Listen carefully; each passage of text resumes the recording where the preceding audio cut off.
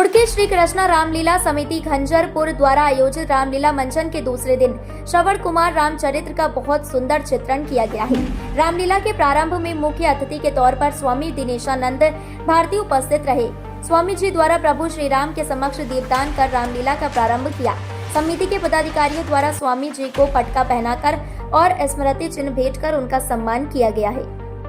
प्रभु के अवतार का मुख्य उद्देश्य यह होता है कि उनकी लीलाओं का गायन करके, उनकी लीलाओं का श्रवण करके यानी सुन करके, उनकी लीलाओं की कथा करके धरती पर जीवों का उद्धार हो। ये तो भगवान की लीलाओं का मुख्य कारण होता है। मर्यादा पुरुषोत्तम श्री राम जब इस धरती पर आए तो परमात्मा का धरती पर जो अवतार होता है वो होता है धर्म संस्थापना अर्थाया, धर्म की स्थापना करें। जब जब धरती पर अन्याय बढ़ता है, जब जब धरती पर पापाचार बढ़ता है, तब प्रभु विशेष जनों के भीतर अपनी विशेष कृपा और अपना सारा ये समझिए कि अपनी चेतना को डाल करके, और जैसे राम है, ये राम से लेकर के मर्यादा पुरुषोत्तम तक बनने की जो एक यात्रा है, ये रामलीला। साधारण बालक साधारण विद्यालय में पढ़ा वशिष्ठ के आश्रम में, उसके बाद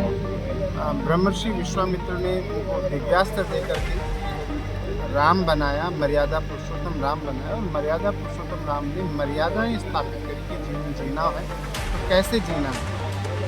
उन्होंने जैसे हमारी इसमें आपको रामायण में देखेगा, रामलीला में देखेगा कि हम लोग कभी भी युद्ध प्रिय नहीं हैं। हमने कभी भी किसी पर अपने राज्य के विस्तार के लिए आक्रमण नहीं किया। हमने कभी अपने मत पंथ को मानने के लिए किसी पर अत्याचार नहीं किया। हमने जब हम पर कोई अत्याचार करा तो उसके प्रत्युत्तर में हमने आक्रमण भी किया, युद्ध भी किए हैं, और युद्ध को अंतिम समय तक हमने टाला।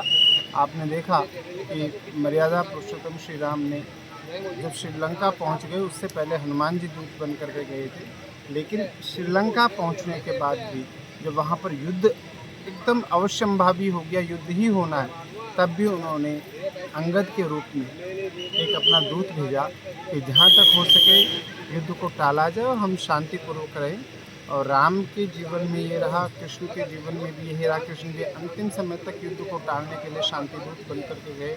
राम जी ने अंगद को भेजा। तो जीवन प्रभु का जो अवतार होता है उसका मुख्य कारण तो भक्तों का उद्धार होता है कि उसमें जो लीलाएं करें, उन लीलाओं का व्यक्ति गायन करे, उन लीलाओं की कथा करे, उन लीलाओं को सुने, तो उससे जीव का उद्धार होता है। किंतु परिप्रेक्ष्य में देखें तो धर्म की स्थापना के लिए प्रभु का अवतार होता है, और धर्म की स्थापना के लिए प्रभु ने अवतार लिया।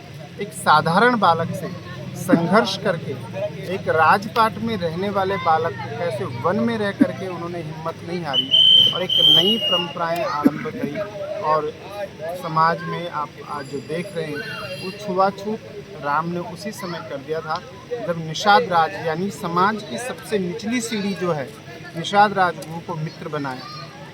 आपने देखा कि सबरी के जूठे बेर खाए।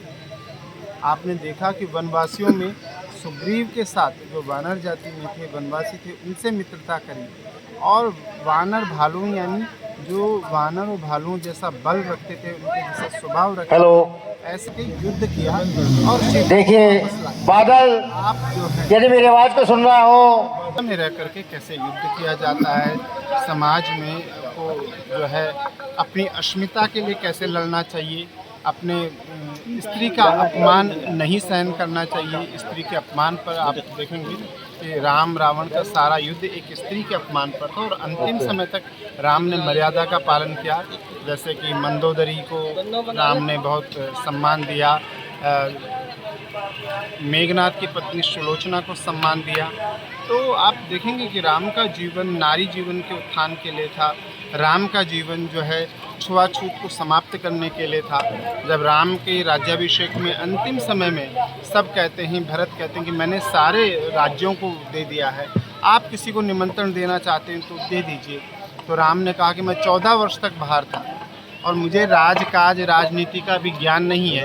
आपको जितनों को निमंत्रण देना निमंत्रण दीजिए, लेकिन मेरा एक मित्र है, और मित्र कौन है? निषाद राजगुह। समाज एक नाविक, एक आज की डेट में कहें मल्लाह, आज की डेट में कहें कि ओबीसी एकदम निचली श्रेणी का व्यक्ति, उसको राम अपनाते हैं और अपनाते नहीं, अपना मित्र बनाते हैं और अपने राज्याभिषेक में एक विशेष अतिथि बनाते हैं।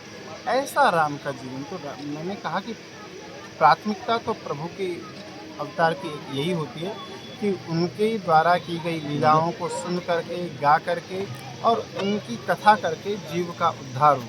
किंतु इसके अतिरिक्त जो धर्म स्थापना है, धर्म की स्थापना हो, समाज में छुआछूत दूर हो, समाज में नारी का सम्मान बना रहे। और आज इस चीज़ की सबसे ज़्यादा आवश्यकता है, क्योंकि आप चारों तरफ देख रहे हैं, अभी बांग्लादेश में आपने देखा कि वहाँ जाति नहीं पूछी गई, वह आप हिंदू हैं या किसी दूसरे धर्म को मानने वाले हैं। आपने इस देश में देखा अभी 2 वर्ष पूर्व जम्मू कश्मीर में जब स्कूल में जाकर के गोलियां मारी गई कर्मचारियों को, तो वहाँ केवल नाम पूछकर गोली मार दी। तो आप देख रहे हैं चारों तरफ प्रत्यक्ष है। तो राम का ये संदेश उस रामलीला में मैं देना चाहता हूँ कि जाति छोड़ो, हिंदू जोड़ो। आप सिर्फ केवल और केवल हिंदू बने, सारी जातियों को छोड़ दें, जातियों को रखें तो केवल अपने आपको अगर बहू लानी है, बेटी देनी है, तो रिश्तेदारी संबंध स्थापित करनी है तो जातियों को रखें। अन्यथा आप हर चीज़ में जातियों को छोड़कर केवल और केवल राष्ट्र हिंदू बने। इसी राम के संदेश के साथ जय श्री राम।